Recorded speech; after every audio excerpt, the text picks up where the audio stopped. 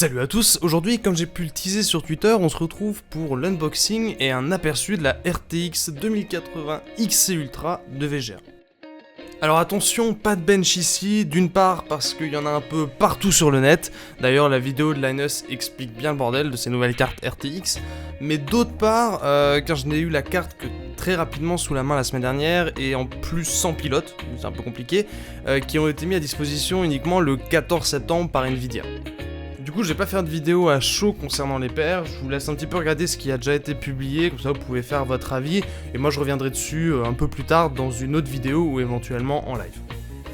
Donc ce sera ici un petit peu plus tranquille pour se changer les idées on va dire, et on va plutôt s'intéresser aux évolutions du système de refroidissement proposé par VGA sur cette nouvelle série de cartes. Alors pour commencer, ils ont clairement soigné le packaging avec leur carte RTX, alors même si c'est pas crucial, ça montre quand même qu'ils font attention aux détails.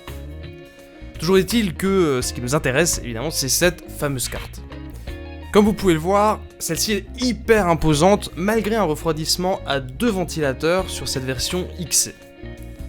En fait, c'est parce que sur ces nouvelles versions Ultra, VGA est parti sur un radiateur beaucoup plus épais. La carte va donc occuper 3 slots PCI, mais cela va lui permettre aussi d'être overclocké plus haut, tout en maintenant une vitesse de rotation des ventilos assez basse. Ventilateurs qui ont d'ailleurs été améliorés avec un roulement HDB. Sinon, au niveau du design général, je suis pas hyper fan du plastique transparent pour le carénage de la carte graphique. Si on compare à ce qui se faisait sur la série 10, on conserve les grandes lignes du design avec un refroidissement très ouvert, mais le rendu de ce plastique transparent fait plus cheap à mon avis.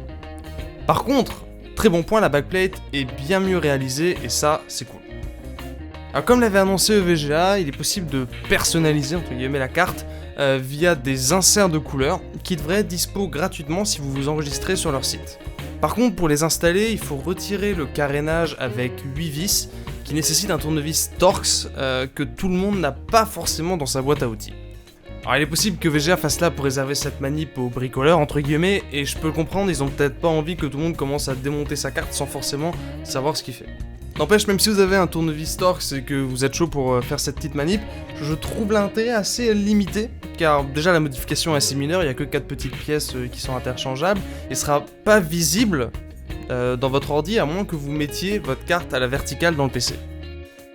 Au passage, le retrait du carénage nous permet de mieux voir les caoducs qui sont un peu plus épais sur ces nouvelles cartes, et la base plate qui a aussi été améliorée avec un caoduc dédié à la phase d'alimentation, ce qui est une excellente chose vu que ces cartes vont un petit peu plus consommer que la série précédente.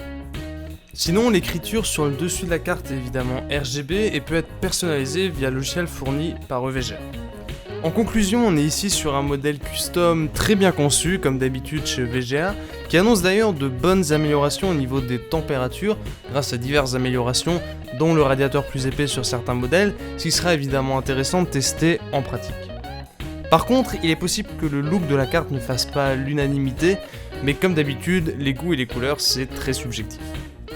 Dans tous les cas, j'espère que cette vidéo vous aura plu. Si vous avez des questions, n'hésitez pas à me les poser dans les commentaires et on se retrouve très bientôt pour plus de contenu.